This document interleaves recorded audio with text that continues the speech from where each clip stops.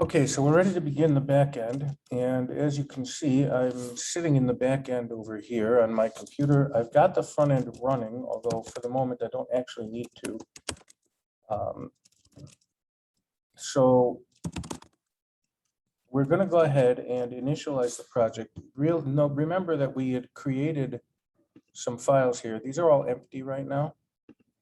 But this one, I want to add a node modules exclusion to the git ignore because I don't want to have to restart VS Code if it can't, like it tells me there are 5,000 files changed and then I have to restart it to fix that. So I'd rather just kind of catch that early. So inside the backend folder, I'm going to run yarn init and just accept all of the defaults. And now we're going to go ahead and install all of our dependencies for this project. So I'm going to install Express because that is our web framework that we're using. I'm going to install PG because PG is our Node Postgres. It's the Node Postgres package, and it will allow us to talk to a Postgres database from Node. And I'm going to install .env or .env in order to protect our secrets.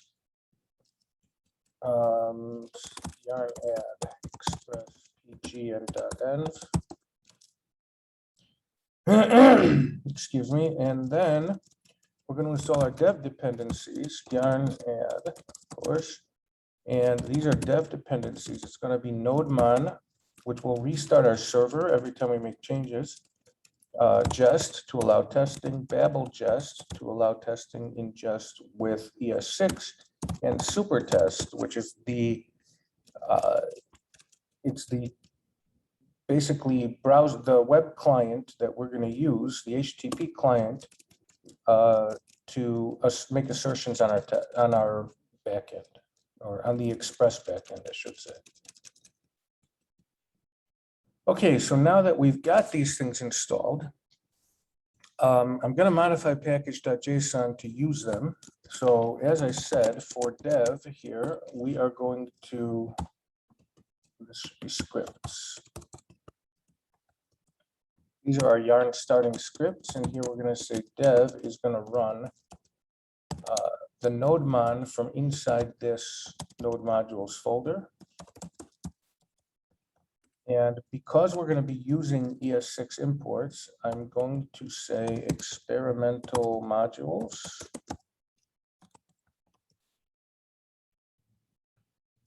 And we're going to put everything under source index.js. Then I'm going to have a test command. And basically, you just have to say jest. However, because Jest is going to suffer from that same problem. And actually, you know what? I think I'm just going to show it to you in case you forget this and you run into it yourself. So at this point, if I run yarn start, nothing works. Or sorry, yarn dev. Excuse me, because there's no module there. Oh, speaking of which, we are going to need to put type module in here.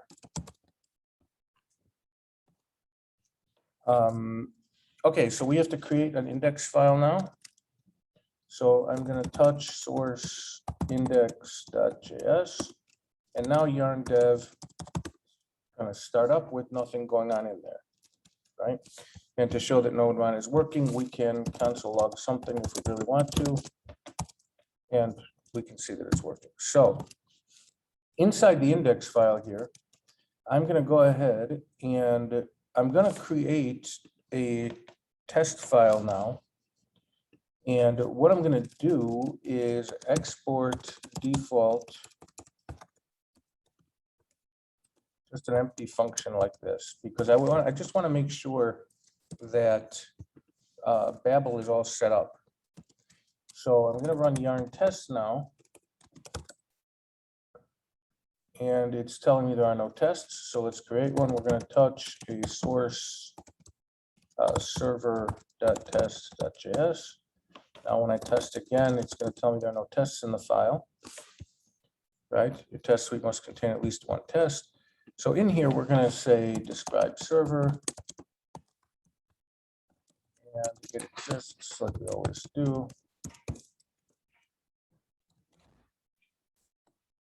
And from here, we're going to expect type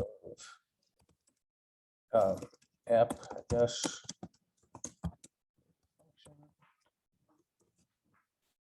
Of course, we're going to have to import app. What I'm expecting to see now is a failure of just and this. This is what I wanted to show you guys. Cannot use an import statement outside a module. And the way we're going to fix that here is with a command line option. Like up here, we use experimental modules. This one is node options equals, and I believe this is experimental VM modules. There we go. Now our test pass. So that is the setup of the back end. And in the next video, we will start fleshing it out.